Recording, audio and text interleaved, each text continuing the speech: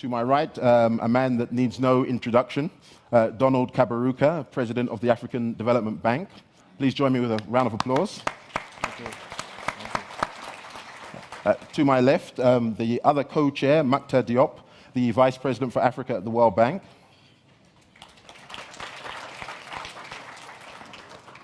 To my far right, we have Mahesh Kotecha, who is the founder and managing director of Structured Credit International Corporation.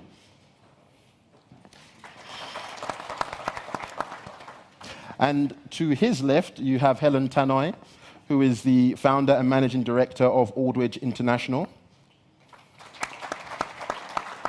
And to our far left, last but by no means least, the new class of investor on the block that we're going to be hearing a lot from today, Uche Orji, the CEO of the Nigeria Sovereign Investment Authority. So we all understand that this is a very big issue and a big topic, and I'm sure just on the headline we can have a very long conversation about that. But I think in the order of creating some kind of structure and so that we can have some takeaways and facilitate some very focused interventions from the panel and also you from the floor, we're going to break it down into sort of 4 sub-themes. The first is really going to be looking at the nature of the perceived versus actual risk and how that's priced and how it can be better and more intuitively and cleverly mitigated. The second area is looking at compartmentalization. In other words, just really making sure that the right risks are aligned with the right investors, so we're asking the right people for the wrong things. Then also we're going to be looking at insurance instruments and other innovations in the market capable of reducing risk. And then finally, many of you in this room either work with or are international financial institutions and DFIs. We're going to be trying to have a better conversation about going forward, how can we collaborate more to reduce the perceived riskiness of investing in Africa's infrastructure. We're going to start with both of our co-chairs who will give some keynote opening remarks. So may I first turn to you now, Donald, for your opening keynote remarks. Thank you. Thank you. Thanks so much, Hubert. Can I begin by thanking you all, first of all, for coming to the African Development Bank Annual General Meeting.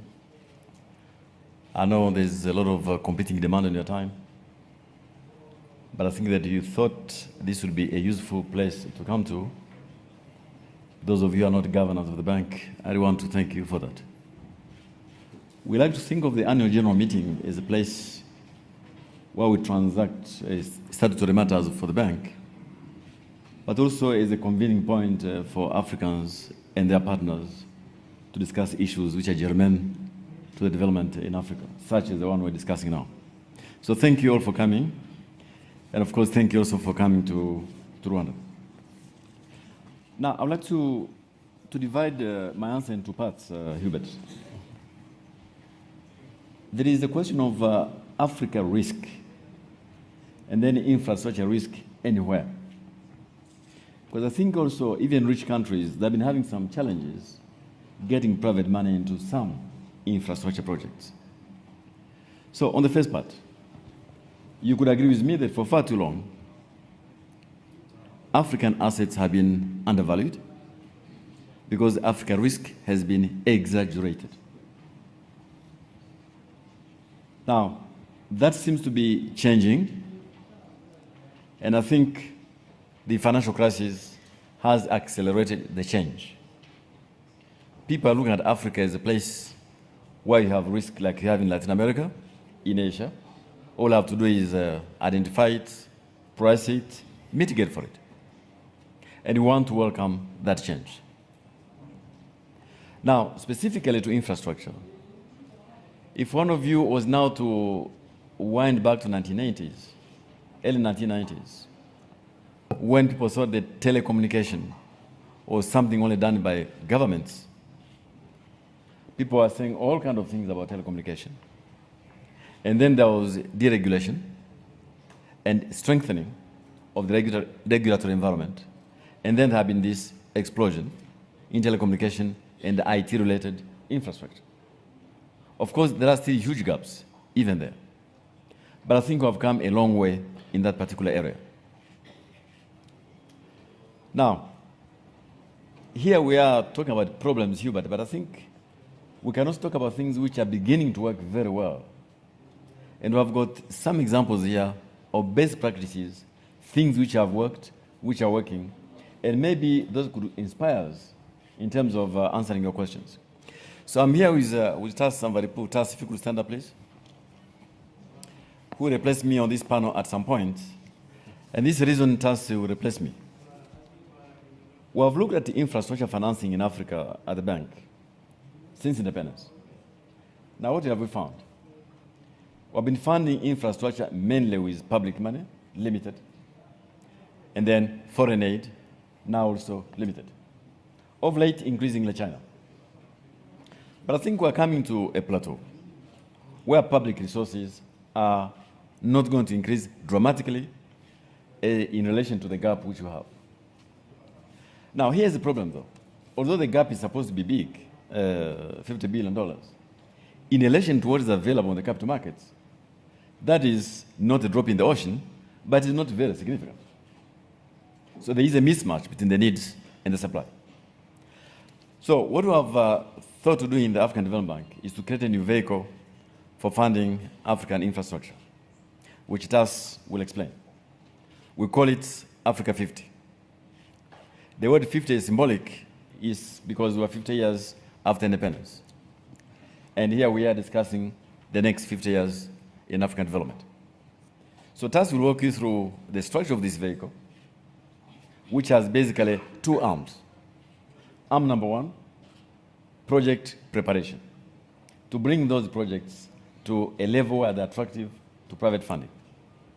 And the African Development Bank is putting in up to $100 million in that particular facility.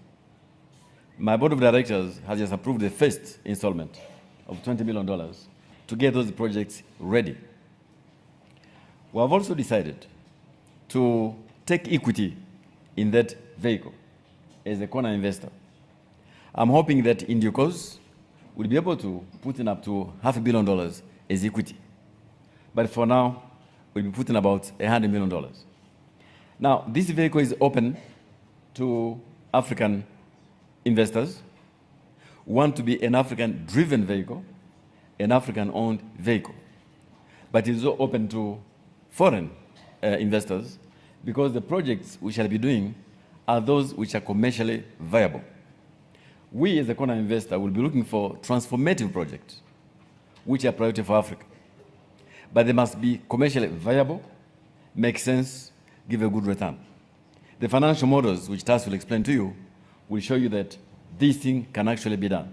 So I do think, Herbert, maybe instead of focusing on what is not working, why don't you focus on how can make it work, as we have done in this particular vehicle? And I'm happy that Tas Research can explain to you later in details. Fantastic. Well, thank you, Donald. That's good inspiration for us all. And I think some of us are aware about the Africa 50's agenda and focus, but not everyone. So we're going to look forward to hearing a bit more from Tas on the project. But I can assure you we've got some very innovative thoughts and very concrete proposals around success stories and ideas that we can actually learn from and then maybe create better successes off of situations that haven't necessarily done much besides give us a learning experience. But to move on, I'd like to now call on our second co-chair, Maktar Diop, to give us his opening perspectives and keynote remarks. Good afternoon, Herbert. Thank you so much for accepting to facilitate this panel. And I would like to thank President Kaberuka for his hospitality. And this panel actually came out from discussions that President Kaberuka and I had many times about how to accelerate investment in Africa. And we were, each of on our side, President Kaberuka launched his great initiative, Africa 50, a huge difference. On our side, as a bank, we've been accelerating our portfolio on infrastructure, pushing our private sector branch, IFC and MIGA, to do more infrastructure in Africa. MIGA, for instance, now half of his portfolio is in Africa. But we are both saying that it's not enough. What can we do more? The black box. This box, which is called risk, that was very, very described by President Kaberuka, and where the pricing of assets in Africa has nothing to do with the fundamentals. If you look at actually fundamentals, there is very few economies in the world. We have a debt rate ratio below 50%. This is the situation in Africa.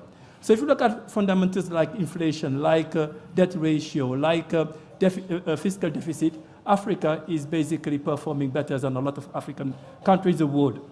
And when it comes to investment, you ask your question, why it's not following?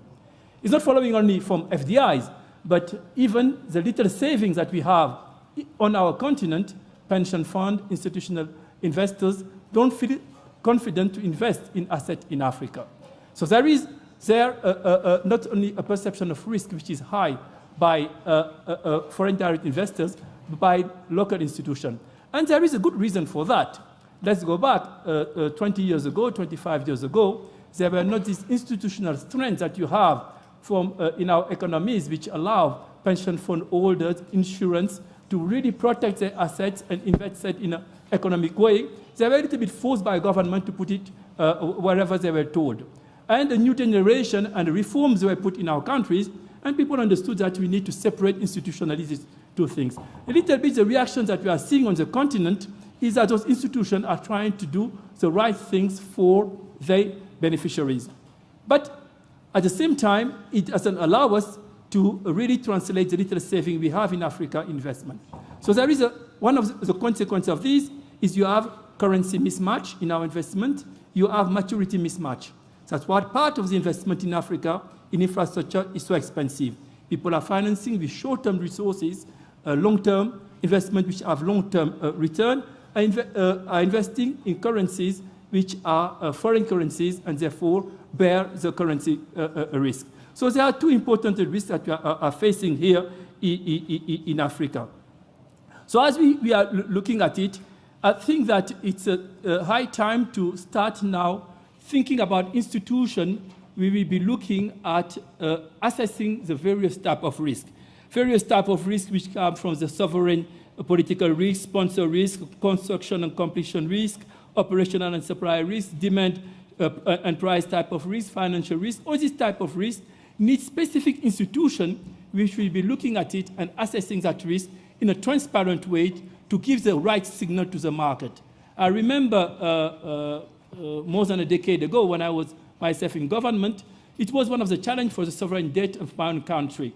We were not sure that the sovereign debt of my country, Senegal, was measured in the right term. So we did a sovereign credit rating at that time, and it helped us a lot to go to the market and show really the risk attached to the sovereign risk. It was that exercise was repeated in other places in Africa and yield result. So the same work that we did on sovereign debt, that's a little bit what I would like us to start thinking about when you are looking at investing in Africa, in infrastructure in particular. How can we start building institutions with the private sector and the public sector to have a way to assess the different type of risk, translated in indicators which are easy to understand, easy to capture, so that when people are making decisions, they can do that. I will finish by saying that, like President Kaberuka said rightly, there are a lot of interesting things which are happening right now in Africa. Azito, the Bédié Bridge in Côte d'Ivoire, the wind farm in South Africa, the toll road in Senegal. All those are very interesting initiatives. And it happens that in all these initiatives, the World Bank and African Development Bank have been working together and structuring those. And what we are trying to do is to strengthen our guarantee instrument, MIGA, use the PRG, and the private risk guarantee, and also to try mobilizing other type of resources which allow us to invest. So this is what I think will be an excellent way to look at in that panel to, as President Kaberuka said, looking at what works well, but also to, in addition to that, to start thinking about some institutional organizations that will allow us to capture more precisely that risk and try to price it in a more transparent and objective manner. Thank you. Fantastic. Yeah. Thanks, Maktar. I think that's really going to tee us up very nicely to look at solutions, to be forward-looking, and the types of innovations that we really need to employ to de-risk and correctly price a lot of our assets and opportunities as they relate to infrastructure. And with that in mind, I'd like to turn to Mahesh, because prior to joining the panel today, we've had a lot of ideas that have been percolating about how to really create instruments that are working in other parts of the world, instruments that are working and could work in Africa. Mahesh, I'd like you to just sort of share your views on the type of structures that you think represent solutions in terms of de-risking and reducing the perceived riskiness of investment infrastructure. Thank you, Hubert. My background for disclosure purposes has been in capital markets and in ratings and in structured products and in financial guarantees. So I come to the matter at hand with those experiences. The first point I would raise is what the Vice President Diop said. A decade ago, Senegal looked at itself and decided that the perceptions of risk surrounding it were inappropriate, and it corrected that by going to a rating. A decade ago, when you went, there were very few countries rated, maybe 3, 4 or so. Today, there are nearly 25 to 30 countries rated. In Africa, there's still 25 or 30 to go. That has enabled many of them to access the capital markets up to a tune of around 10 billion over the last couple of years. So perceptions have been pierced through the ability of an investor to compare a B-rated credit or a double B-rated credit with other similarly rated credits across the globe, not just in Africa. I think a similar step could be taken if the IFIs were to encourage the use of ratings for structured project financings. These are more difficult to rate than sovereign governments, but they have been rated, and perhaps a greater use of them ratings could be made in African infrastructure financings than has been made globally, because the needs here for piercing the perception gap is great. The other point I would make is the difference between perception and reality is a function of both perception and reality. So the gap can be reduced by improving the reality. And the reality can be improved in long-term ways, but perceptions can be improved also through better selling of your credit. Very often, borrowers who go, or countries who go to US, for example, which is where I live, they will go to Washington and talk to the US government and to OPIC and Exim Bank and to the World Bank and others, but they fail to go to Wall Street. It's very important to go and sell your wares, to sell who you are, why you are interested in financing, how good you are, or how you're improving if you're not as good as you want to be, and explain it over and over and over again to investors, because it takes shoe leather to sell your credit. It doesn't just happen overnight. It's not a simple story. It is a story that has to be told over and over again. I've been involved in fundraising, and I'm amazed to see my colleagues who can tell the same story with a degree of some spontaneity, which is just amazing. They've told the story 100 times, but they can tell it as if it's the first one. And you have to learn that skill, to have shoe leather and to tell the story because you believe in it. And it's right. That's how you break the perception gap. As to instruments, I think you want me to save that till later, right? Okay. So that's my first comment. But on a practical level, I just want to stay with you a second. What's the recommendation? What do you think we could do better or more of, as you say, to engage the Wall Streets, to engage our own capital markets, so that we can arbitrage the opportunities for a massive investment opportunity around infrastructure and our capital markets? Well, I think Africa is a great story to tell, but Africa's great stories are really in some countries that are doing well and in some projects that are doing well. So we need to be able to share with investors around the world the stories that are good and say, look, please make a distinction between those and others who are still developing. Africa has many states that are not still there where others are. So we have maybe 18 countries, I don't know how many, that are doing reasonably well and have been for the last decade plus. But we have many countries that are still struggling with security, and they sometimes drive perceptions. So if we persuade the markets to make a distinction between one country and another, and say, look at one country on a standalone basis, look at East Africa, for example, as a community that is coming up, that is protected by its common interests and common structures that are coming up. West Africa is a regional development. We can look at that. Please look at us as a consortium of countries where maybe some countries might do not as well, but overall the region is doing better. So if there's a better distinction made, then if a Mali happens or something South Sudan happens, people say, well, you know, that's South Sudan because Uganda is doing fine next door. You know, and Kenya is actually doing things about things across the border. So there are stories that could be told that say, look, Africa is not just one mosaic, one painting, it's a mosaic. And let us learn to distinguish among African countries and African projects so that we assess each particular risk that is brought to us on a standalone basis and make a judgment about risks and returns. I think part of the reason the returns are high is because investment level is low. As a result, the best projects get picked up.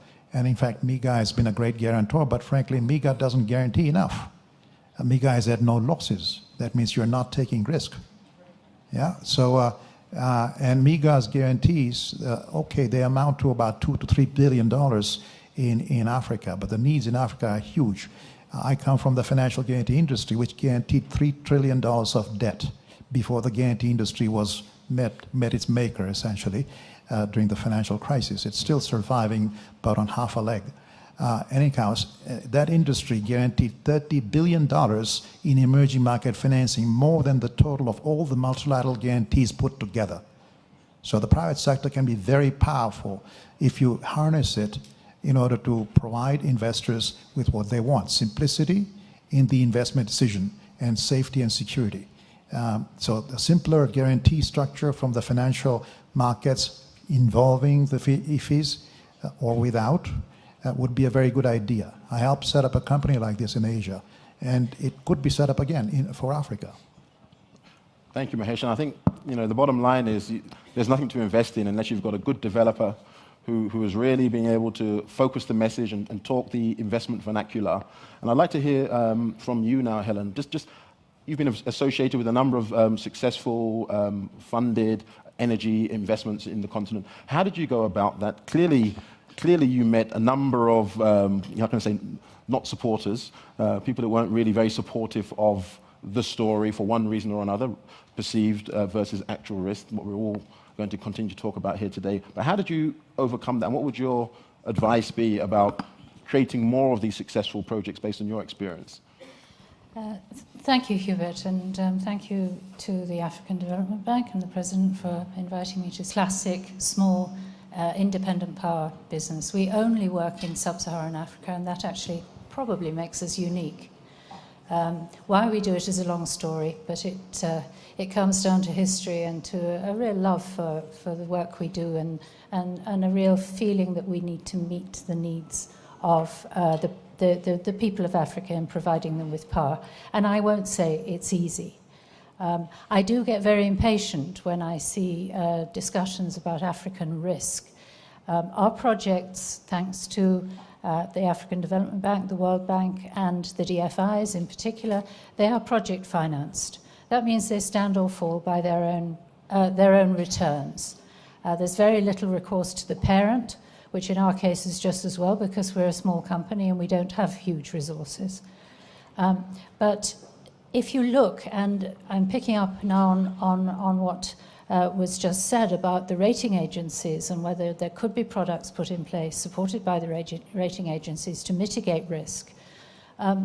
We saw last year that Moody's produced a report on the fate of about, I think from memory, 4,000 project-financed infrastructure projects and other projects around the world.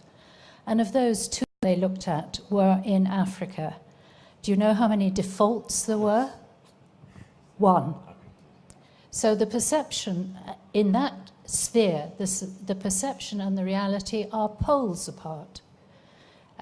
Why investment is not coming to Africa, I think, is down to a variety of reasons. Infrastructure is a particular problem in that the development phase is a high-risk activity. Some projects will fail in the development phase, and it's also a very, very protracted activity because project finance, as you all know, is not simple. And it takes time to tick all the boxes.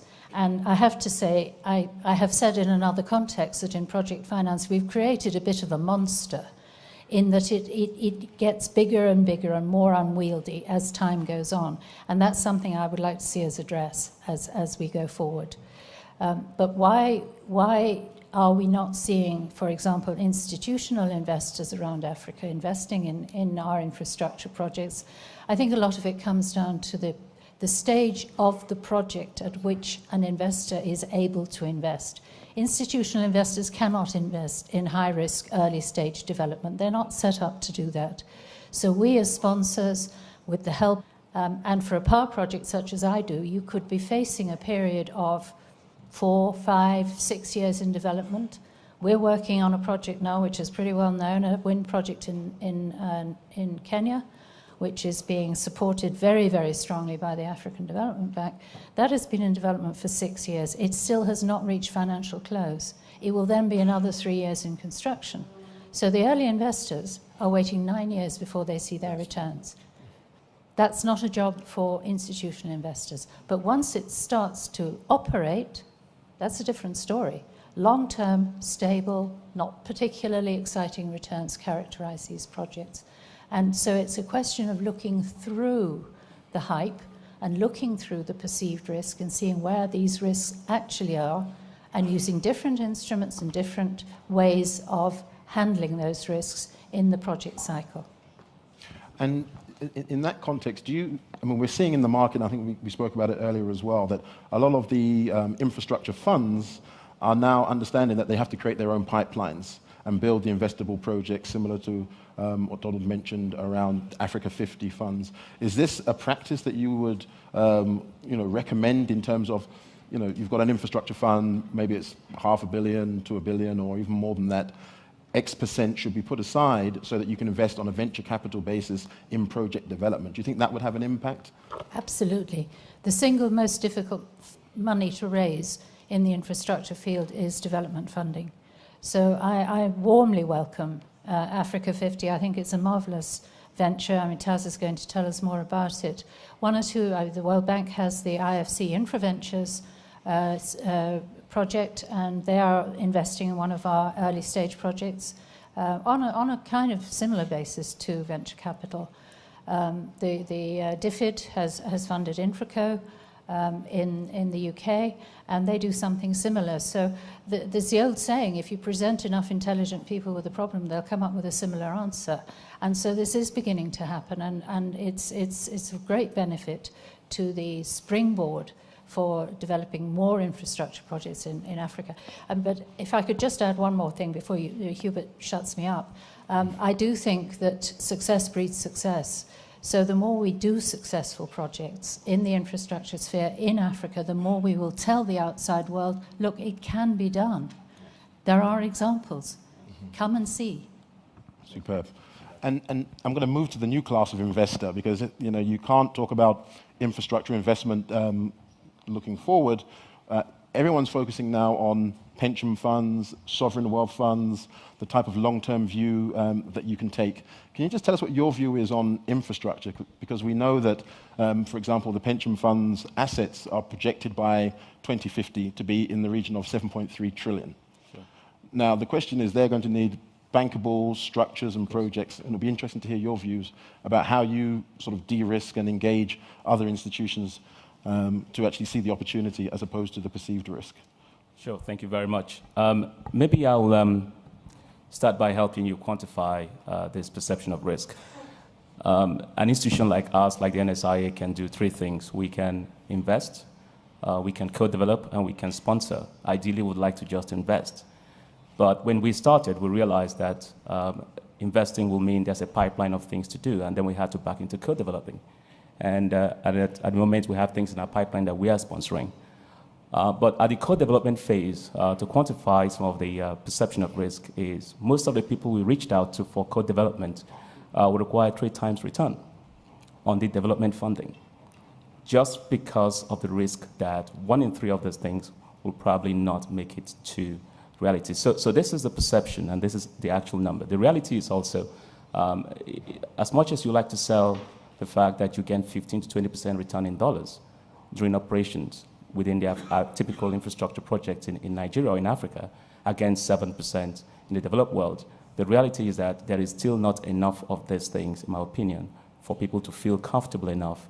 And I can speak from our perspective, there isn't enough of those things for us to feel comfortable enough to actually move in big time into this asset class. But we have been forced. 40% of our assets at the NSIA is now invested in Nigeria infrastructure, will be invested in Nigeria infrastructure. To solve these problems, we've done the following three things. The first is we've dedicated 1.5% of the entire asset class to project development. And I think we are going through that process in 2 projects at the moment. The anticipation is that it will take us somewhere about 2-3 years to finish the development phase of some of these projects. We're about 18 months into 12 months into one of them. And then we will start to invest. You have to do that, otherwise you'll never have enough to do. But my encouragement to African countries will be, what brings about the perception of risk is lack of information. One of the roles that capital market plays is the role of price discovery and market discovery. There are assets that we have today that can be monetized by putting those assets in the market via an infrastructure bond or via listing. With that, people will start to feel they understand the characteristics of this. There are toll roads in some African countries, in my opinion, that should be in the market already, completed. But these things are not being run in that way. Until you do that, you will never be able to get people to fully understand the cash flow characteristics, the risk of some of these assets. And that's the first thing that needs to be done. When I think about African infrastructure, I go back to my early career when I was at Goldman Sachs Asset Management as a technology portfolio manager. This was in the late 90s. Perception of risk from our own perspective is that we need to create more institutions. Mahesh had mentioned earlier about some of the insurance products, and we talked about this over lunch. One of the things we've been trying to push is the creation of certain insurance products that will actually attract people, not just us, but also pension funds. These things, we're talking as if we're selling these asset classes to external investors outside of Africa. The reality is that you may never be able to sell some of these projects to pension funds in Nigeria or pension funds in Africa. Let us start by trying to sell these things to ourselves, first of all. And to do that, my sense is, what do we do to get pension funds to participate in this asset class? Now, I don't want to have my own pension fund put in a development project that is not properly insured. So do we start by creating a tranche that is insured for pension funds to participate? I think that's one of the necessary institutions that needs to be built. And I understand monoline insurance have a very bad rap at the moment, but the reality is that I think to start to season this asset class, it's important to create this kind of products that brings out. Finally, I think the regulatory environment needs to be seasoned. Now, there's a lot of laws and regulations that have been passed. You can never tell the reliance of the regulatory system until it is tested, right? And I think this is why it starts to get really interesting. In Nigeria today, I haven't seen one power project that has gone to the market. They should come. And then we can actually look back and understand whether this has actually been successfully regulated. My sense is these things will come. The time will come, but it's going to take a little bit of time for us to, let's not be in a hurry with some of these things. It's going to be a little bit of time for us to actually feel comfortable enough to now start to attract the kind of capital necessary. So, like I said, the perception is there. The numbers are there to quantify it. 3 times return on development is what people expected from me. Twice the returns on operations. And I think that some of these things we've kind of discussed, I think, in my opinion, that will start to help us reduce the perception of this risk. I mean, in terms of being able to unlock the pension fund wealth as well as the sovereign fund wealth, I mean, it was put to us the other day that there's a country on the continent. It requires about $8 to $10 billion each year to deal with its infrastructure deficit. It's got about a $25 billion pension fund asset base, but not 1 million of the 25 billion can be invested in infrastructure. I mean, from the private sector side, one can develop the projects, one can put in place the innovative structures. Right. And I want to call on both Donald and Mukhtar to give us their views about how a partnership can be formed between the public and the private sector and our regulators to really begin to find ways to unlock the mismatch in terms of the assets that are there with these institutions, the infrastructure deficit, and we can then begin to employ our capital markets more profitably. Sure. Thank you so much. listening to my colleague on the right, so maybe I should keep quiet because she said everything. First of all, this Africa risk thing, you're right. I was reading a paper the other day in a European country when there was this Ebola outbreak in Guinea. The title was not Ebola in Guinea, it was Ebola in Africa. Mm-hmm. Now, I said to myself, these editors know the world. Mm-hmm. These are not people who are ignorant. They're interpreting a certain view of the world of this continent. So I don't think we should waste so much time on that. We should waste more time showing things which have happened. And this is an example which I can give as well. I was told of a story just before the financial crisis of a company, no name, which divested from Cote d'Ivoire, thought to be risky. Guess where they invested? In Cyprus, before the financial crisis. Now, guess where they lost money? We invested so much money in the Spanish renewable energy, and we got banned. So we don't want to go south of Spain. And I said, actually, you should go south of Spain. This is where the money is to be made. So there is a gap we have to close. It will be closed at some point.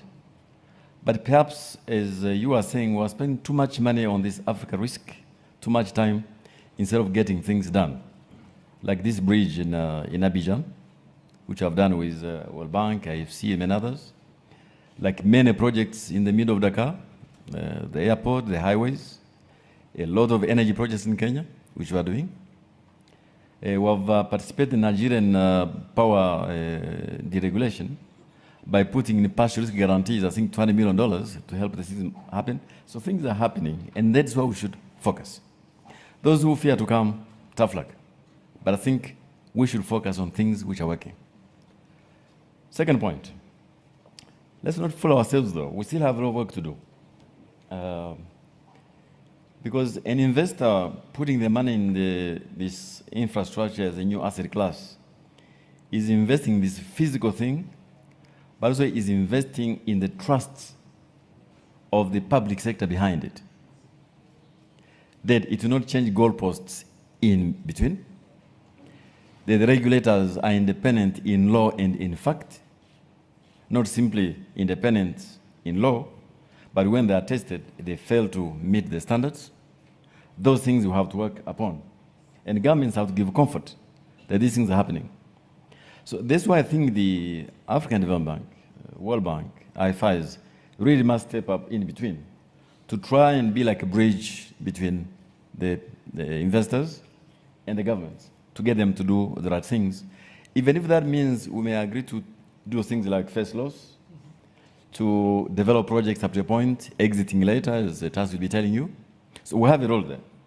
Governments must do some things, we in the IFIs. But I do think that if investors see a return and they can trust policies behind it, they will come as they are doing already in energy. Final point.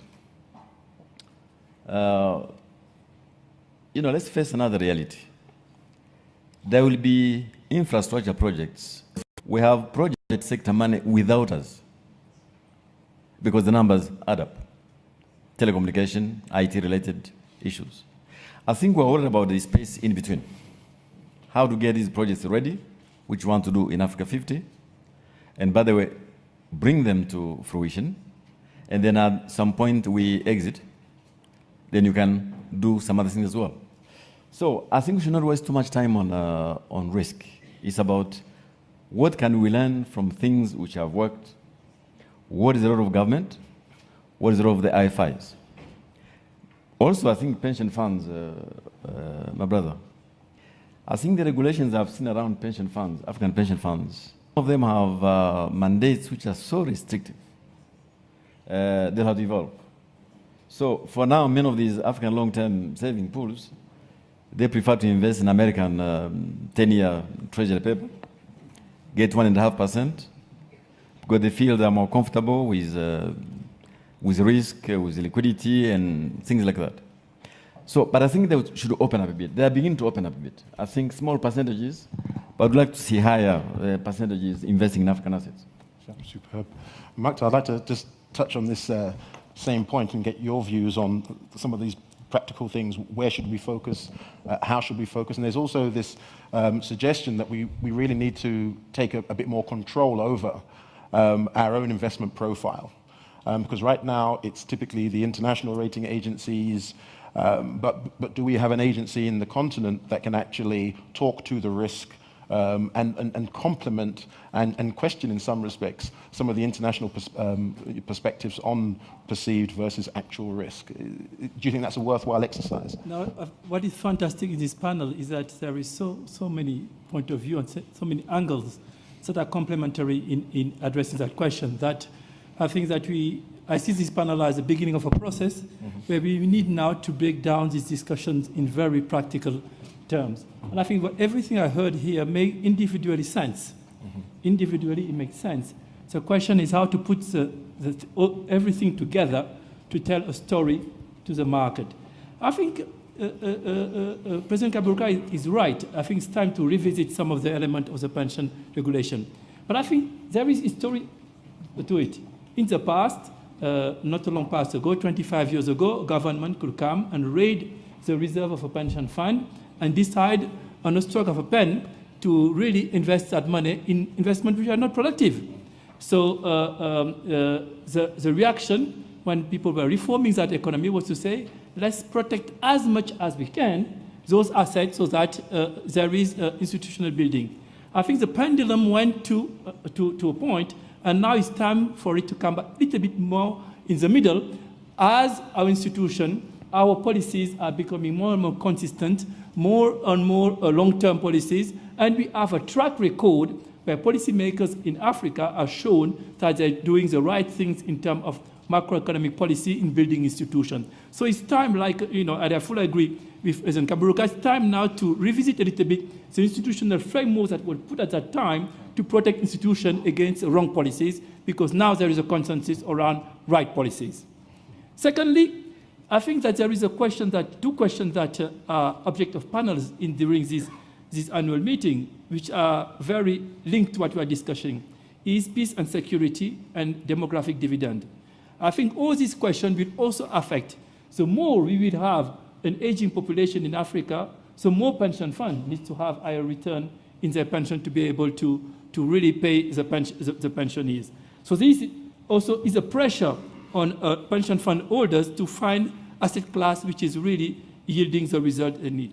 Also on the possession side, I think I really salute the decision and the approach of African leaders today to start thinking about conflict in terms of regional solution to conflict. Because the externalities of a conflict in a country is massive. As has been said by all panelists, if there is one conflict somewhere in Africa, it affects the perception of the continent. So the faster we address that conflict collectively, the better it is for us to reduce the perception of risk in our country. Practically, I think that we need to build institutions in Africa, private sectors, support all these institutions on rating to be able to tell the African story with in-depth knowledge of what is happening in Africa, because in reality, you will never have armies of people in Wall Street of a city in London looking at the economy and the risk of African countries in details as we want them to do it. They will not allocate those resources for the time being. So we need to use the resources available and the competency which is massive in our continent to be able to have those institutions for the private sector and the private sector. So every initiative, an idea of building those institutions, I will be extremely supportive, and I will try to really make sure that our institutions support the building of this institution. Third point, all investors making their decision and the portfolio decision are looking at what is reversible and what is irreversible. So irreversibility, and as we are moving to infrastructure investment, we are more and more going towards the type of investment which are becoming irreversible. You cannot, unfold it and go out of it. So the level of insurance that people require is even higher when we move in infrastructure. So that's the reason why I think that we need to also continue increasing the level of guarantees of insurance from the private sector, public sectors, to offer to investors for them to come in that sector. being local investors, being investors from abroad. That's also another thing that us public investors, international organization and development organization can do. And lastly is a point that, and I will repeat really the point that Donald started with, is how we can help the developers. Because this is where, at this stage, a lot of the risk lies. It's been repeated by everybody in the panel, that is where it's more difficult to really to put your money. So we need to really support the developers to be able, by bringing the resources we are bringing, but to bring more resources to the developers for them to be the first movers and give the signal to the market that this type of investment are productive, are less risky, and have other institutional investors come after. So there is a greater role that we can do to support you even more in developing projects that are in Africa, and tell our story, which is very positive. And I think this is the beginning of telling our story loudly and clearly. Africa is on the rise. Fantastic.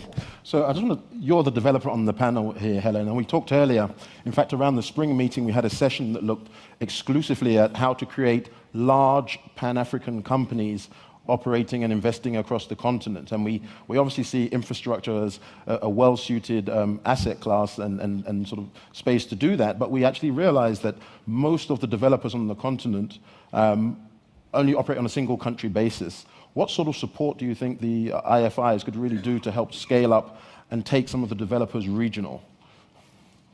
I think you're looking at two different phenomena here.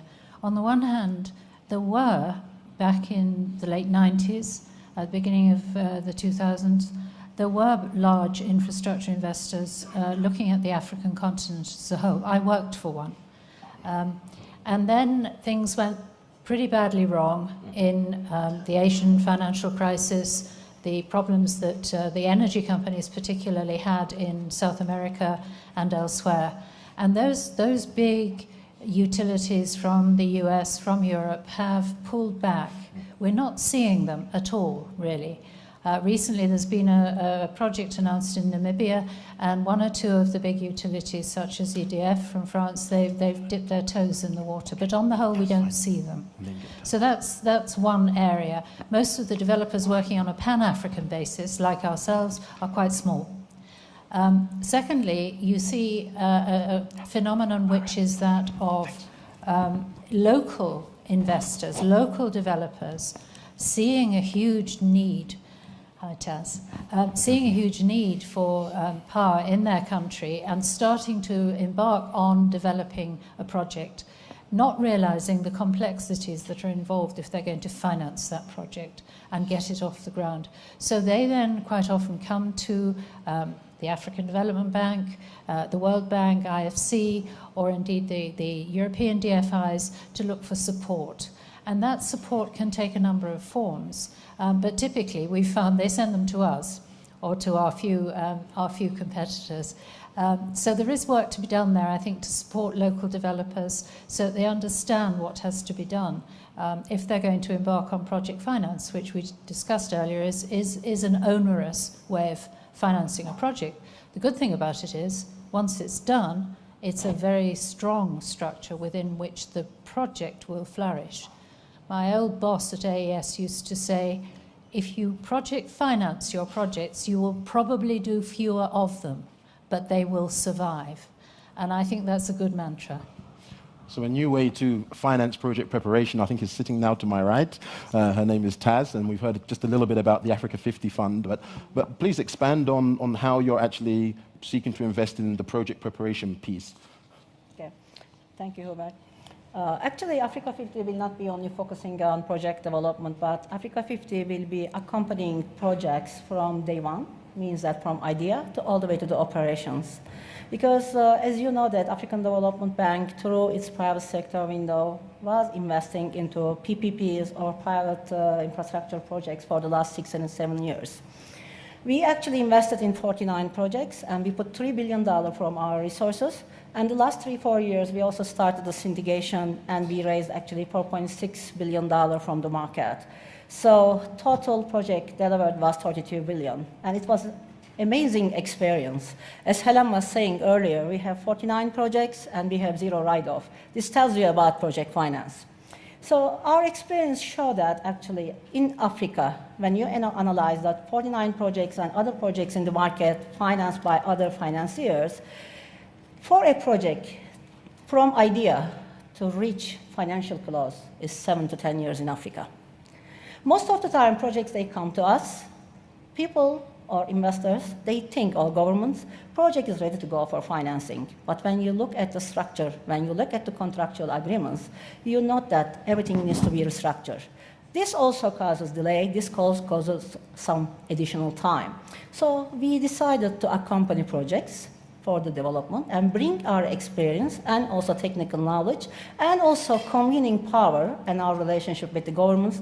And our goal is through project development component, bring that time frame from 7 to 10 years to 3 to 4 years. How we are going to do this? First of all, let me touch something very misunderstood in the market. That is project preparation, project development.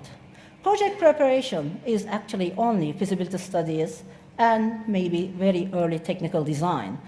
When you come to the project development, which requires substantial resources and capital, when you look at any project in Africa, the project development cost is almost 10 to 12% of the total project. Means that, let's talk about one project we worked together with Helen, which is around $560 million. While the project preparation normally is misunderstood and it is thought that this is all needed for any project, is actually $3 million, feasibility studies and early designs. But when it comes to the development capital, which was $54 million, this tells you that there is a huge gap, as Hubert was saying earlier, the venture capital to come to this market and take the risk and develop those projects further. That's where Africa 50 will be coming into the picture. We will be partnering with governments, whom they have financial difficulties to putting those resources into every single infrastructure projects they would like to deliver, or private companies and private investors to co-develop projects. We signed an MOU recently on a very large railway project, and today actually we will be turning that, signing a term sheet financing agreement, which is a $15 billion three-country railway. How we are going to co-develop this project? Each of us, three countries, and African Development Bank's Africa 50 will be equally sharing the project development costs. In the first stage, each of us we will be putting $2 million, and with $8 million, bring the project to 30 to 40% completion of the synchronization of all the documentation. Then we will be bringing more development capital and bring the project almost 60% completion and invite private companies or strategic partners. Means that when we reach the financial close, governments and us, we will take our project development capital and plus the premium and go to the next project. As such, continuously, we recycle our development capital and then deliver more projects. Alternatively, each of us, we can also take longer approach and we can turn those development capital into equity in the project, at least maybe until the end of the construction period. Once the project is actually reached the end of the construction period, it is very easy to bring other financiers. It could be pension funds, it could be sovereign wealth funds, or we can basically bundle those projects and go issue a project bond and sell to central banks. Today, we know that central banks are actually investing in very low return assets. So therefore, actually, we will be opening a new way of investing for the central banks and using the local resources in the continent. We also looked at the project finance. And we noted that through our 6 years, 7 years experience, and also 49 projects. Most of the time, project reaches almost the financial close. What you are missing is 5% equity or 10% equity, or maybe 5% of the debt. All of us, we go through a number of parties to get more resources or close to that gap. And taking the time of due diligence into account, another 6 to 7 months delay in the projects. Why not Africa 50 steps in, closes that gap, and construction starts, and project is slow to de-risk, and we go to the market and sell the equity or the debt, and we close the gap.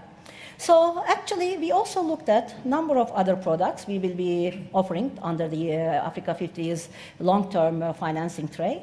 And the idea is facilitating projects and making them reaching financial close as quick as possible. Africa cannot afford to wait for one project to come to the market for 15 years. Particularly when we have such a large and active group of supporting partners who understand the opportunity that infrastructure can unlock. And I think I'd like to engage you more from the floor now. So I'd like to open the floor for some questions and answers, obviously in keeping with the theme. I think we're trying to orient around solutions to drive down the perception of risk in terms of investing in infrastructure on the continent. But more importantly, any success stories that we can borrow from or replicate and extend will be very useful. There's a microphone here. If you could identify yourself and who you're directing the question to. Thank you.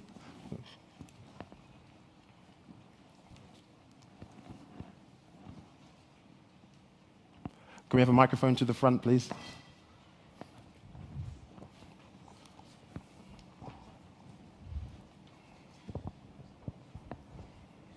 Hello. Yeah.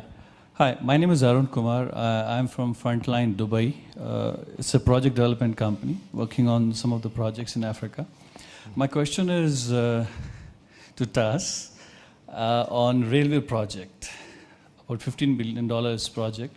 What is the business model you are looking for this project for private investors or EPC contractor to step in? Well, as I mentioned, actually, I shouldn't get into these details. You asked me this question last week in Abuja as well, and I'm going to have the same answer.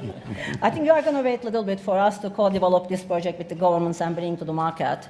But we all know how the railway projects are working in the world, actually. We know that substantial public resources are needed to make the project interesting, and obviously we will be looking some other projects around the railway project so we can integrate them into this project, which will be making the project more interesting actually for the private sector parties in the future and also strategic partners. So you're going to be a little bit patient for us to give you a more specific answer on this. Okay. Another question, hopefully a new one this time.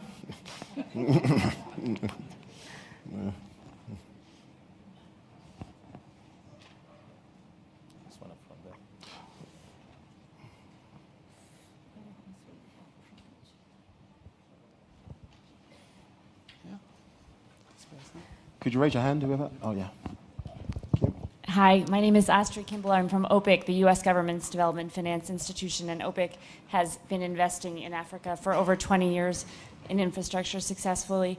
I wanted to ask the panelists about how they work on the enabling environment and work with governments directly on some of the policy issues as part of President Obama's Power Africa initiative, which is across the continent.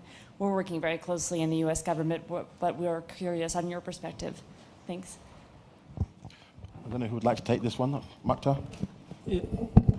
Indeed, I think that looking at the overall environment is critical, but more importantly, to increase the size of segmented markets that we have in Africa. I think that this is certainly one of the obstacles that some of the investors are facing because in all these investments, you have some sunk costs, some fixed costs that you have to undertake, and if the market size is too small, it is a deterrent for you to come in the market. So everything that can be done, that for me is the very essence of the regional integration programs that we're trying to push, to make sure that the environmental, the policies framework is consistent. Let me take an example. If you take today, Tess has mentioned some of the project. Let's say, for instance, one project that we work together on the toll road in Dakar-Diamniadio. It's a good example where you have very similar institutional and legal framework in that sub-region, and it would be a shame that an investor has to start again from scratch institutionally to build, look at the PPP laws and work with new PPP laws if he has to replicate the same investment in a similar country with institutions which are very similar. So one of the objectives that we're trying to push is to try to harmonize the policies at a sub-regional level and look at the sub-regional entities.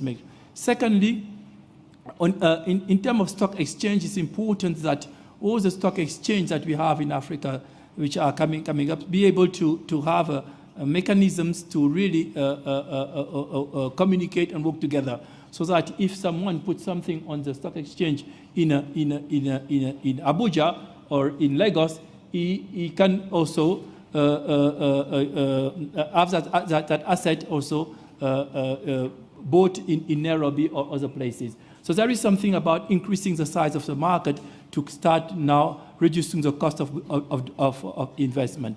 Secondly, I think that there is a kind of collective action process because of what I would call the contagion effect that you have in Africa. If you have in one place a reversal of policies, it affects the whole continent.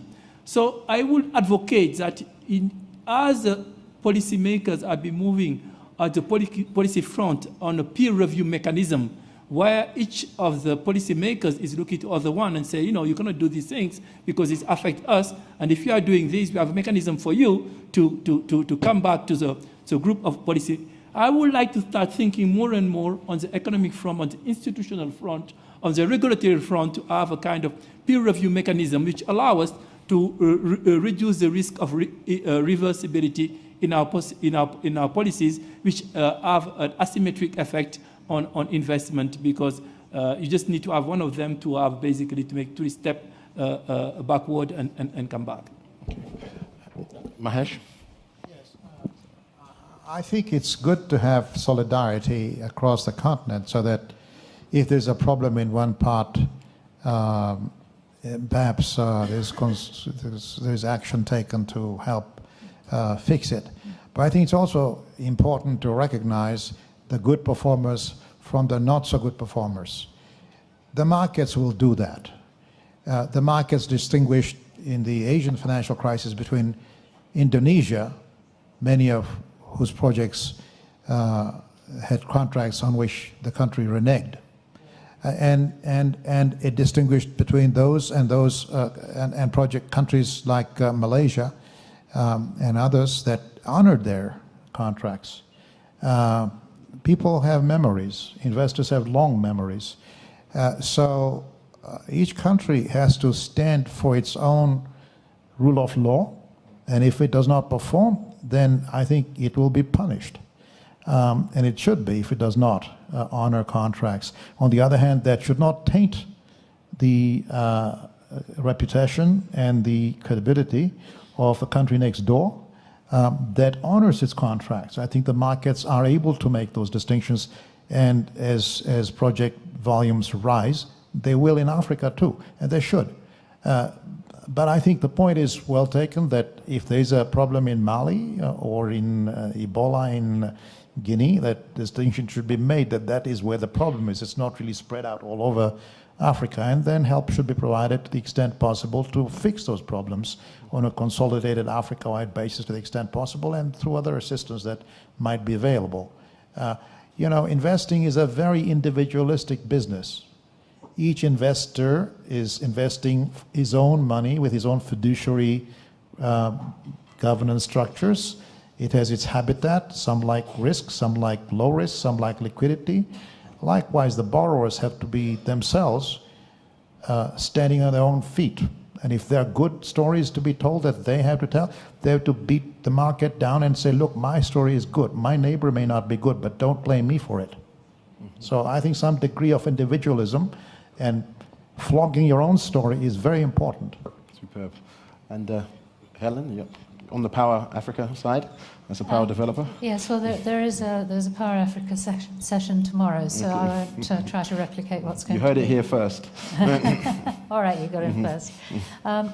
I think what we're seeing at the moment, there's a very interesting example of it. I'm not very good at philosophy. I'd like to get down to brass tacks. I develop power projects.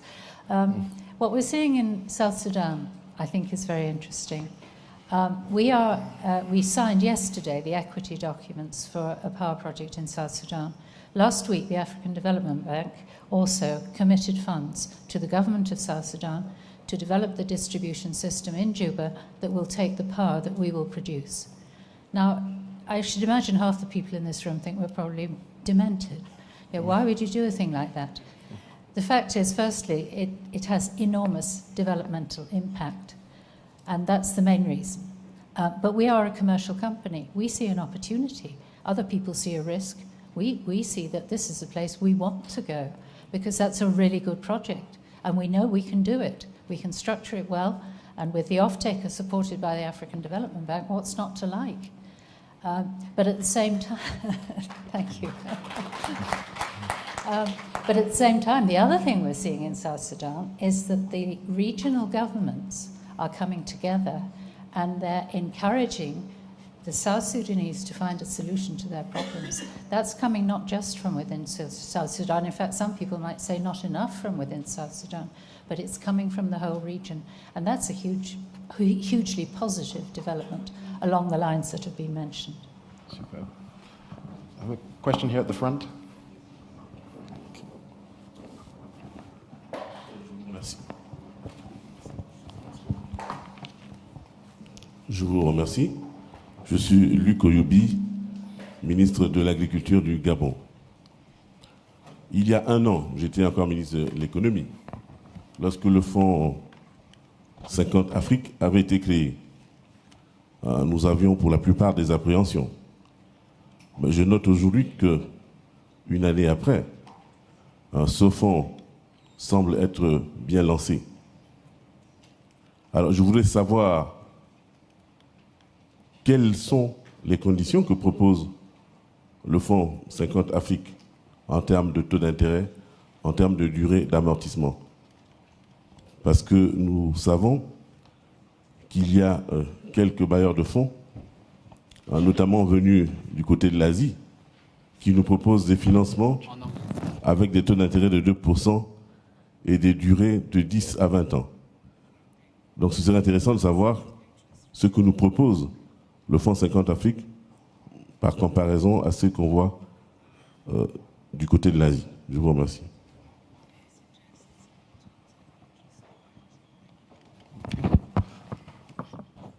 Clearly for you, Taz. Well, thank you for the question. This gives me opportunity to talk more about Africa 50. Africa 50 will not be as a public finance institution. It's not going to provide very cheap loans or grants to governments. Africa 50 will create partnership with governments and also with private parties to develop projects further and later finance. So the projects Africa 50 will be financing or co-developing, they are going to be mostly large transformational projects, and they are all commercially viable. I would like to give you some example. I mean, Mukhtar mentioned Senegal projects. I think we work very closely on those projects. And each project, actually, when you look at what they provide to investors, it is 18 to 20% return. So I think we should not really focus on cheap credit or cheap loans, long-term loans, but we have to focus on delivery of high-quality projects. They are sustainable. We mentioned that actually all our projects, 49 of them, we don't have any write-off. Most of them are operational. So this tells you that none of those projects actually financed through public sector window of the African Development Bank. They are not really provided with no interest or 1% or 2% interest, but they are game changers for the countries. I believe that the Senegal example created a huge impact in terms of investment opportunities and also appetite in the continent. Because when you look at the whole Senegal story started in 2009. In like 2 years, all of us, we worked so hard to make 1.3 billion euro investments a reality. When you look at 1.3 billion euro investments all happen in Senegal, actually, they wouldn't happen if we were thinking that government should be borrowing long-term and delivering those projects. It wouldn't happen. I always actually ask this question, if you can tell me, 1.3 billion euro investments, how much was the government's contribution?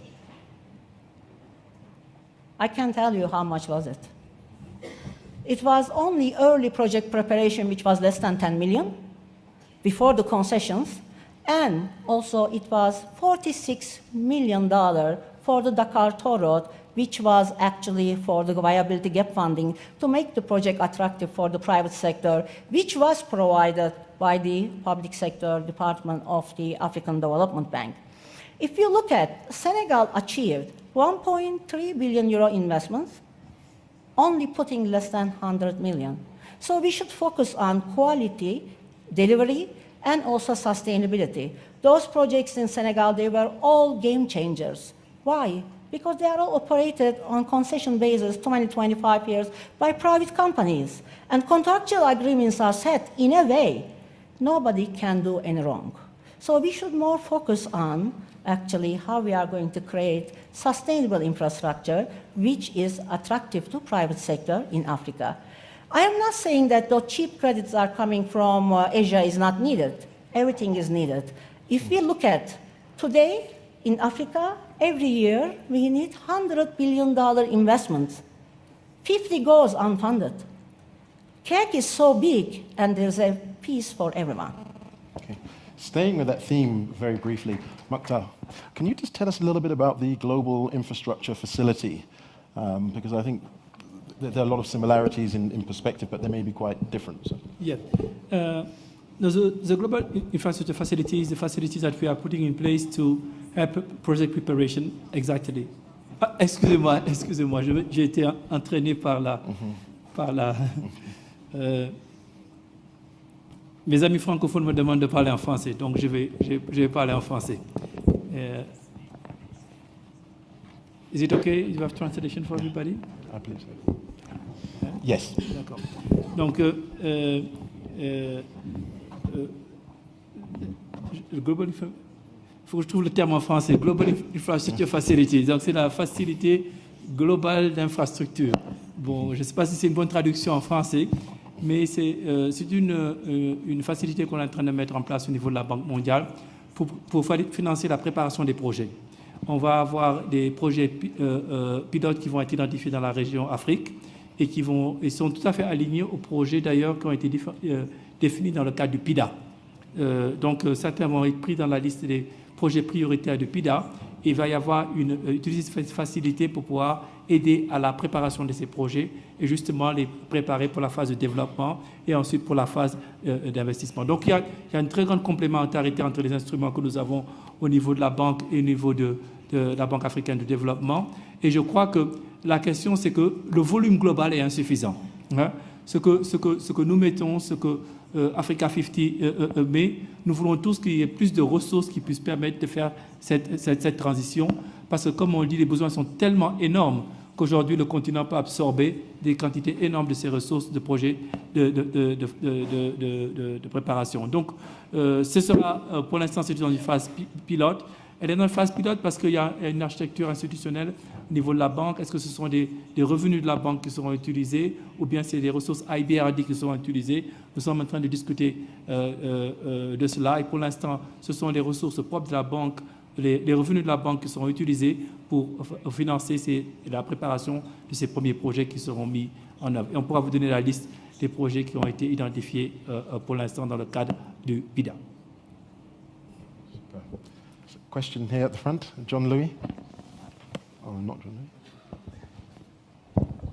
Merci. Je suis Souleymane Dirasouba, directeur général du groupe Banque Atlantique et en même temps président de l'association des banques et établissements financiers de Côte d'Ivoire. J'avais peut-être une petite série de questions à poser. C'était de savoir, en fait, pour les panélistes, quelle pouvait être la position en fait, ou l'impact de l'inclusion financière au niveau du financement des infrastructures. C'est la première question. La deuxième question, le constat est que de plus en plus, les groupes bancaires régionaux, soit les groupes bancaires panafricains, s'intéressent de plus en plus au financement des infrastructures. Et souvent, elles peuvent être limitées dans leurs ambitions par des contraintes liées au ratio prudentiel, parce qu'elles n'ont pas la capacité, même si la trésorerie existe, de pouvoir suivre les États par rapport aux financements qui sont faits. Et les banques locales, c'est-à-dire les groupes bancaires, ont l'avantage d'être sur place, d'avoir l'avantage de la proximité et de la réactivité. Est-ce qu'il ne faudrait pas réfléchir à des mécanismes ou des outils à mettre en place entre les institutions que vous êtes et ces banques commerciales qui sont présentes? Parce que nous avons eu un cas précis, je prends le cas de la Côte d'Ivoire, où pendant les 10 dernières années, la plupart des banques dites internationales étaient frileuses et les banques régionales et panafricaines ont continué d'assister l'économie. Et ça a permis à ces États-là de rester, comme on le dit, debout pour pouvoir assurer quand même leurs charges de fonctionnement et puis pour pouvoir, comme on appelle, investir dans quelques secteurs prioritaires. Est-ce qu'il ne faut pas réfléchir à cela? Est-ce qu'il ne faut pas voir un mécanisme pour que, dans ces réflexions qui sont menées, on puisse voir quelque part la position des banques commerciales? Quand je prends encore un autre exemple, au niveau du Sénégal, le groupe bancaire que j'ai l'avantage de diriger a mobilisé en 2013 500 millions de dollars pour l'État du Sénégal, pour financer des investissements dans des secteurs prioritaires, que ce soit au niveau de l'énergie, des routes et autres. Mais pour aller plus loin, puisque nous avons confiance à nos États, nous avons besoin d'avoir un soutien des institutionnels. Donc, c'était un peu une question et puis une contribution que j'avais souhaité apporter. Je vous remercie. I don't know who would like to take this one. Any takers? Fully understood that question, but I think what you're talking about is really commercial banking support for projects in regional and national level projects, international commercial bank support and domestic commercial bank support. I think you mentioned that in Côte d'Ivoire, you had to rely much more on domestic banking support for that kind of financing. Well, you know, my general comment on that is international, 2 points really. In a country which has difficulty, sometimes economic difficulty or political difficulty, you may have to turn inwards for a short period of time until the situation returns to normal before international banks will become comfortable with providing financing, even short-term trade financing, for example, let alone long-term infrastructure financing. On the other hand, international banks themselves have come under pressure because of the international financial crisis, and many of them have had to go back to basics to improve their own financial ratios, to go back to their regulators and work out arrangements where they can still survive. So they've had to step back from international commitments. That's changing gradually as banks return to financial health. But the banking scene is still today quite under regulatory, under clouds of regulatory uncertainty. There is Basel III coming. In many countries, many rules are still not fully promulgated by the regulatory authorities. In the US, there's Dodd-Frank. There were like almost 1,000 different rules that the SEC had to come up with. Not all of them are there. As a result, some of the banks are reluctant to lend. And I think that shows up quite a bit, not only in lending in their own domestic markets, but also in international markets. Okay. But Mahesh, in terms of, you raised Basel III, and of course, as it relates to infrastructure, that's a very fundamental change that we're going to have to absorb at some point in the near future. What are the practical changes that you, because now we're moving towards a much more equity-based institutional investment partner who has a very clear perspective on the performance as opposed to the solvency and the credit side of the transaction? Well, as you know, in a project, I think Helen mentioned this earlier too, in a project, there are different phases. Mm-hmm. In the early phase, you need much more the equity and the sponsor funding. As the project becomes more cash flow generating after construction, it can attract longer term debt funds, debt financing to allow an exit for the equity. So banks tend to come in the later phases or in the construction phase. And they are affected by the Basel III requirements, which are much more draconian, and they are affecting different banks at different levels. And construction companies who can no longer raise some of the finance to put their balance sheets into play for projects. That becomes more difficult. So that means the shoe leather I was talking about becomes much more important. You may have to go to 20 banks before you find 2.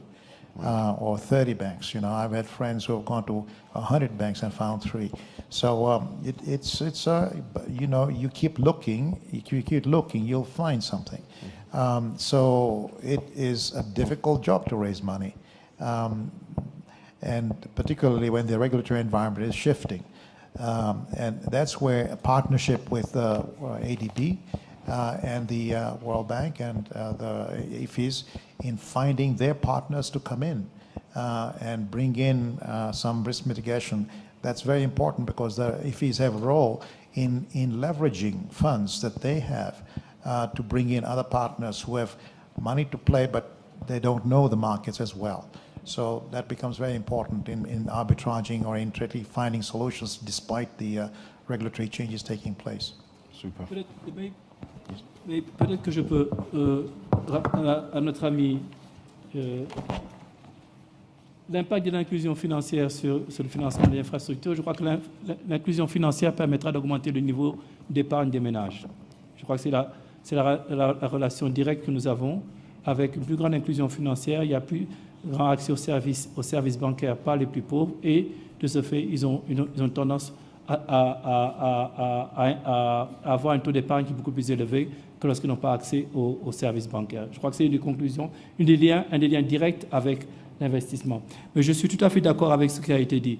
Je vois très peu de chances que les conditions de Bâle soient réunies. Déjà, il y a certaines banques dans nos pays qui n'ont pas satisfait à toutes les conditions de Bâle 2.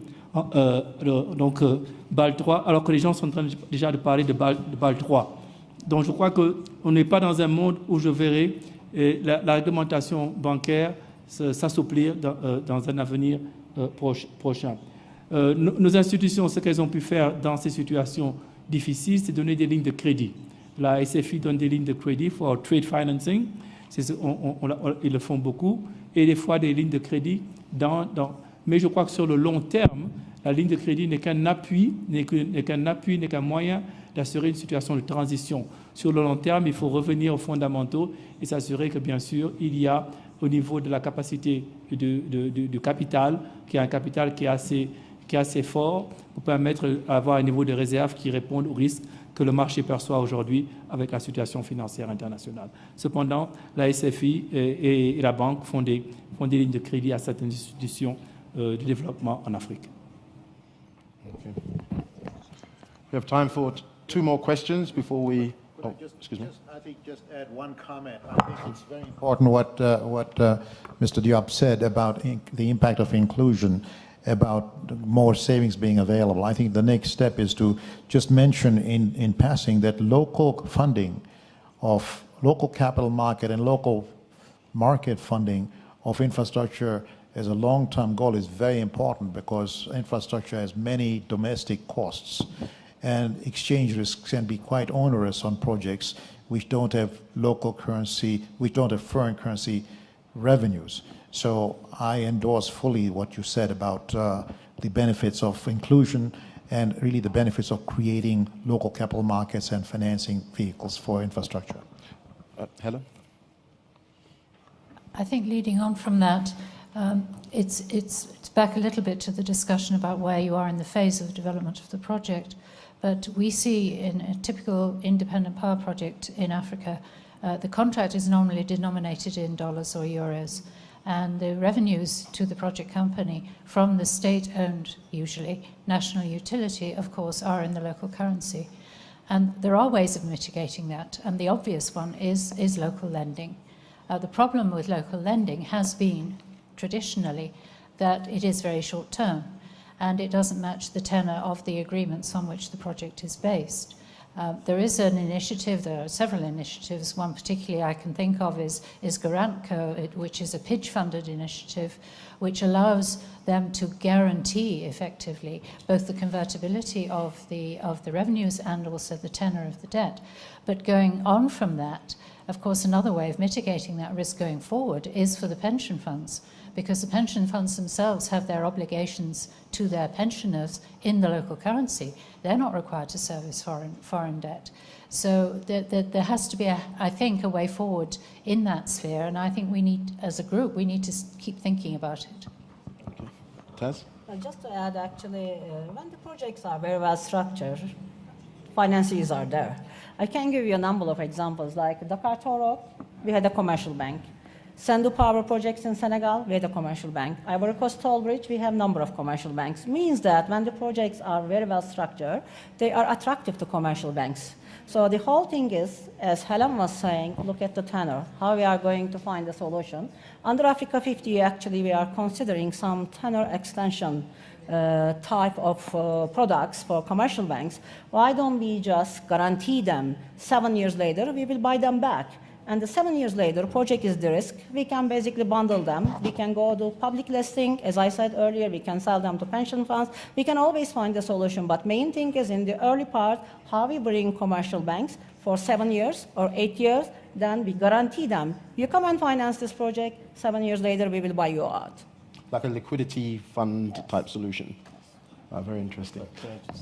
Sorry, you have to understand, we have worked with Garantco, and the reality with some of these insurance products is twofold. Number one is a demand analysis to understand whether there's enough demand, and we're going through that phase right now. The reality is, if it isn't, then what? Could this become more of a regional project structure to try and get enough demand? Because if you don't have enough pipeline to provide the kind of guarantees that a Garantco provides, you're going to struggle with this industry.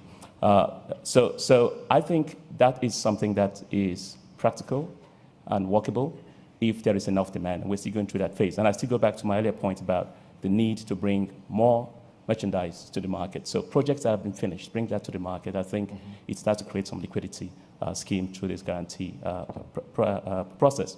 The second thing, in my opinion, is regulatory. When you put an insurance product like that backed by Garantco, what is it? Is it a bank? Is it an insurance company? Who backs it? Who regulates it? These are questions that need to be answered before we start to launch into that aspect of project development. We're going through that phase right now. I think, does it really solve the problem? I think it will solve a problem. Obviously, monoline insurance companies receive a bad rap because, out of about 8 of them in the US or 9 of them in the US, after the last financial crisis, only 1 is standing. But it doesn't mean that that is not a good business to focus on. The reason many of them failed was because they were not focused on what the right products were. They all went on to derivatives, things that they didn't understand. So going back to this, I think this is something, and it's something that should be supported, not just by the ADB or by the World Bank, but across, and not just for Nigeria, but across, maybe on a regional basis, on a West African basis, to make sure that we have enough product demand. If you go to some of these other countries, some countries are just one country projects, one project countries. Can you create that in some of these countries? No. So I think a much more regional solution is very important. But back to a point that's been made earlier about financial inclusion and the impact of Basel III. This is what I think happens over time. With Basel III, you're going to see less and less participation by banks, investment banks, commercial banks, in projects like this. Principal investing is being shut down. Commodities trading is being shut down. So what happens next? What replaces that? I think here is an opportunity for an evolution of the infrastructure fund to kind of bridge this gap. Today in Nigeria, and one of the things we've done in NSIA is, given the size we started with, we decided to outsource a lot of our investments. In the equity market, we did. In the hedge funds, private equity, we did. But in infrastructure, we couldn't. Why? Because there were probably just 1 or 2. And the reality is that the one way to start to bridge that gap is the creation of specialist financing vehicles. And I think, today, I'm surprised that, this hasn't quite taken up. I mean, we look at some sectors that we have no expertise in. For example, agriculture. We partnered with the Ministry of Agriculture to invest in a new fund to invest in agriculture. These are some of the things that are quite necessary. And when I look through this crowd, my sense is the creation of an infrastructure fund or infrastructure funds as a category is very, very important now. And this is, in my opinion, the quickest way to start to bridge this gap. It gives investors like us or investors from outside the country the diversification across asset classes, development projects that are mature. And that way you're one level removed from having to take the big risk of putting your money, because he talk about risk. Infrastructure is risk. A half-developed bridge has no value, right? So the point is, at the end of the day, you have to make sure that you should be able to get loans. And so this, I think, in my opinion, is a new category of financial intermediation vehicles that at the moment will become quite necessary, and I expect that to grow over the next 5 to 10 years in Africa. So over time, are you anticipating listed African infrastructure funds in the same way that you have listed infrastructure funds elsewhere? No, absolutely. And that perhaps some of these 200 projects that Moody's assessed and they found a default rate that was very low, some of those could be some of the initial instruments that get put into vehicles, whether it's captive insurance or whatever innovations are out there, that will transform the way that we invest in infrastructure and drive down the perception of risk on the continent. I will expect that. I will expect that for many reasons. Number one is I can split my infrastructure fund into tranches. One is a tranche that's producing. So I can invest in these funds and have things that have gone past that steep J curve that you go through with infrastructure projects, and have something that helps me diversify my portfolio a little bit. So I expect to see more of that. But again, it's still evolutionary. 20 years ago, or I would say 25 years ago, there were hardly any private equity funds in Nigeria. Today, there's quite a few of them. Infrastructure, we're at a phase where we have just 1 or 2 at the moment. I expect to see more of this. And I think if there's any one positive impact I expect from Basel III is the fact that as commercial banks get less and less involved in some of these asset classes, we'll start to create these new vehicles, and we can list them. I believe in the markets. I believe the market serves a purpose that people haven't quite fully appreciated, especially in pricing of risk. And I think that this is one area that will all start to begin to benefit. Do we need some form of incentives, like in the US, for example, where they really had to stimulate the venture capital industry by giving some tax breaks and concessions to really stimulate the growth and the emergence of that industry, or it's just private sector development? We will need, I think it was Tass who said that everything is needed. Incentives will be very useful, but I actually think that it is still going to be led by individuals. It's going to be led by the private sector. Incentives by way of tax reductions and tax-free status for some of these things have already been in place. But I think that funds and we classify most sovereign wealth funds in Africa these days as sovereign development funds because of the impact to try and develop the local market, can play a role. But more importantly, I think banks like the ADB and the World Bank should play a role and look at this category as areas that need to be developed. So it's leadership around channeling and building an ecosystem. That is correct. Because we've heard, for example, if we're looking for more IPOs, one of the most obvious ports of call should be the private equity industry. But we tend to find that they look at a different sort of exit route with the trade sales and not necessarily pure IPOs. So on the infrastructure side, where do you think the leadership could come from to make this happen, as you see it? Yeah, I think the leadership will come from 2 aspects. Number one, you're seeing more and more sovereign wealth funds being created in Africa, and I think some of these funds have a mandate to invest domestically. I know there's all kinds of research about whether this is the right thing to do, but I don't see why, if investing in Africa is important for a Temasek, why a Nigeria infrastructure fund, a Nigeria sovereign wealth fund cannot also invest in Nigeria if you have the right governance. And I think it comes down to governance, independence of the board in choosing projects, investing, the lack of interference from fiduciary.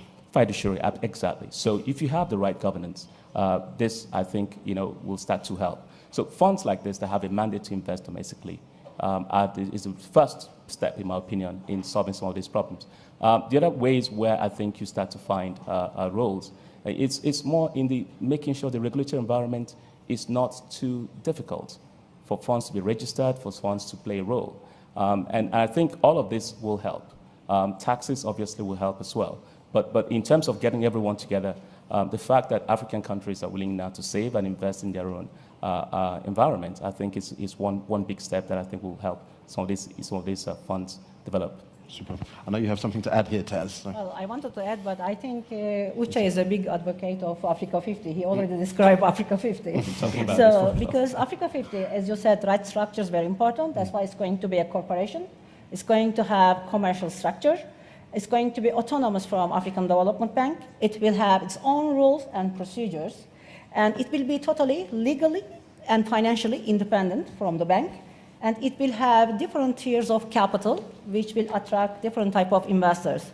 I can give you one example without any name. Africa 50 is about to partner with a platform that fronts 764 pension funds from all over the world. And their interest actually for large projects, they are transformational, and they don't have very high return expectations, but they have high expectation in terms of those returns are steady and long-term. So therefore, we believe that the structure we design for Africa 50 will be attracting not only sovereign wealth funds, but also some frontiers for pension funds all over the world.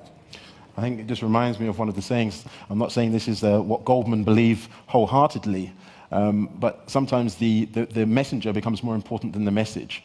And as you know, and as Goldman tended to say that, you don't necessarily need to raise money on the back of a business plan. You raise money on the back of relationships.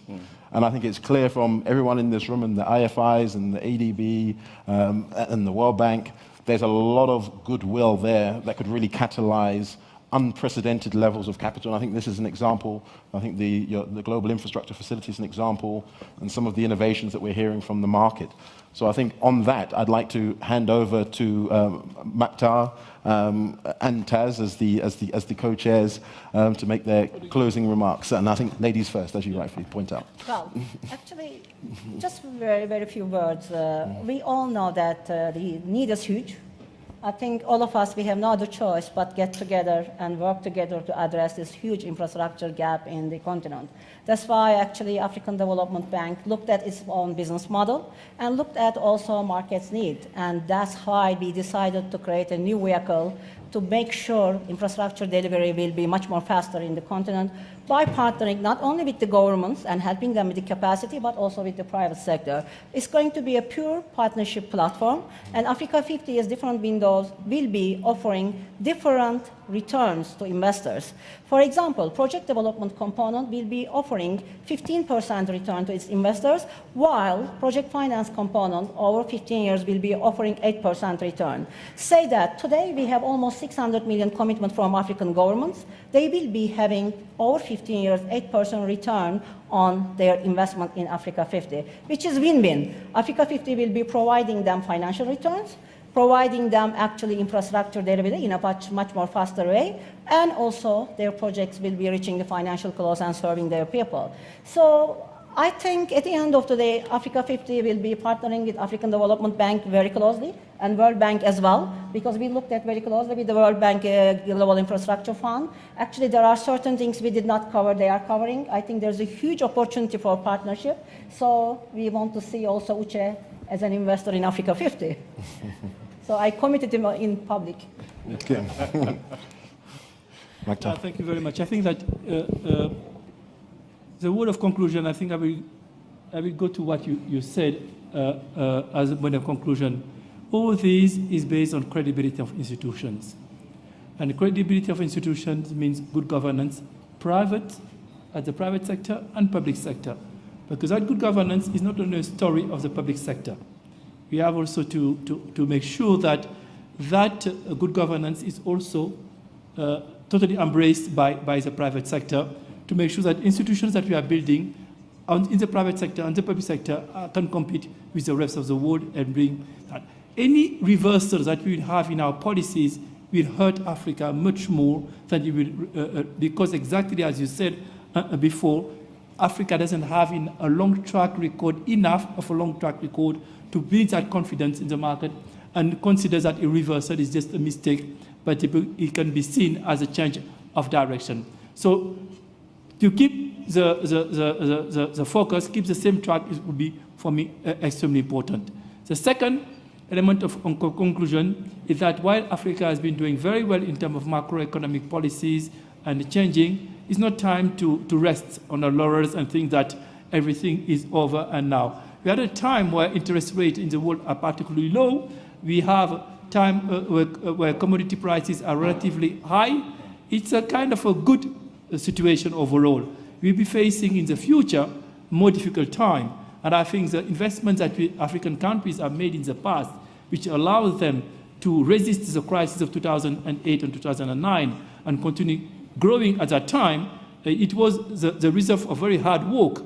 And we need also to continue this hard work to be able to resist the next shock that we'll be facing, because those shocks will be happening. So hard work, no complacency, avoid reversal, build institution, and I think I will ask our colleague from the private sector, a part of a public service, write down your very nice idea and share it with us so we can try to capture it and make sure that next time the commitment that I will have for this panel is to come with some more concrete and practical suggestions so that we can implement them and translate them in actionable action. Thank you very much. Superb.